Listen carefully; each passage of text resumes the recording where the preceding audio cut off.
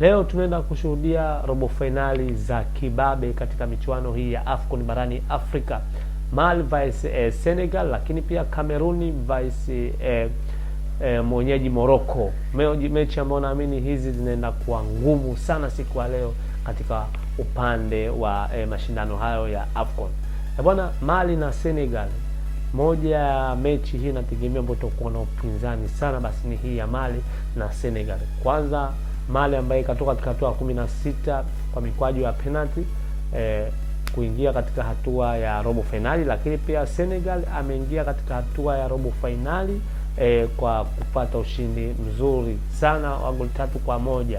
Lakini bwana, mechi nyingine ni Kameruni na Morocco. Moja sifa ambayo nasifia sana Kameruni ni uwezo wa kushinda kila mechi.